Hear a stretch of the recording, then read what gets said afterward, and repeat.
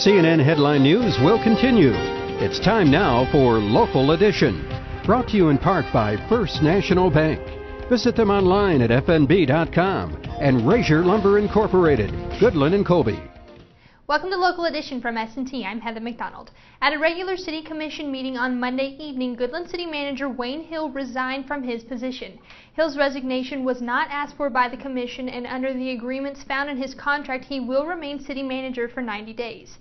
The Commission is currently determining their next plan of action, but with good department heads within the city structure, the Commissioners predict the process of selecting a new City Manager to be a smooth one. After recent cuts made to the budget, Developmental Services of Northwest Kansas has been forced to drastically restructure their services, predominantly in the western region. The SNWK has been serving 18 counties in the Northwest Kansas area since 1966, providing programs and services to people with disabilities in a community-based environment. Effective October 1st, Wheatland Development Center in Colby will be vacated and sold. The Oakley facility will be restructured and downsized by 2/3, and the ceramic studio and shop located at the Prairie Developmental Center in Atwood will be eliminated. We really would rather not have to make these changes, but due to funding limitations and or limited funding increases with the rising costs of providing supports, there just is no other way. The SNWK is funded primarily by a combination of support through the state and federal Medicaid waivers specifically for developmental disabilities. For the last several years, however, rates to pay for services remained static as inflation went up. In the fall of 2006, a legislative budget committee made a recommendation to address the issues of capacity and operational expenses. No action was taken on the $70 million statewide funding plan in 2007, and in 2008 it was stripped down to only a 2% budget increase, not even enough funding to cover the rising cost of insurance.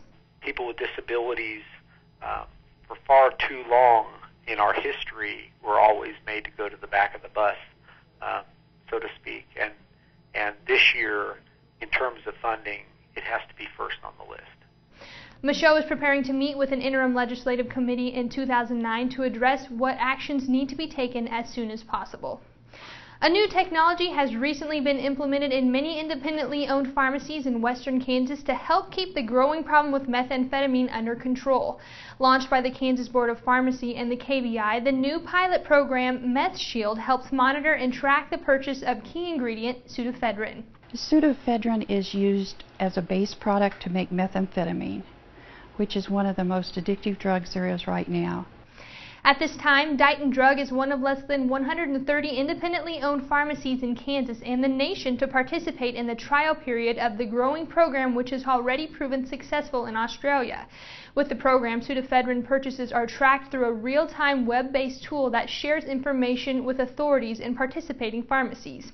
Information is gathered by scanning photo identification such as a driver's license without infringing on privacy or HIPAA regulations. This way it tracks from pharmacy to pharmacy, and so that you can avoid selling to someone who is buying large quantities and going from store to store. The program will be testing in western Kansas for about a year, but soon may be mandatory in pharmacies across the nation. Are you ready for a convoy? The world's largest truck convoy will take place this Saturday to help raise funds for the Special Olympics. Trucks throughout the country gather annually for the event, and this year the only convoy in Kansas will start at Mittens Truck Plaza in Oakley. Registration begins at 10 a.m. and new this year, an auction will be held for the lead truck position.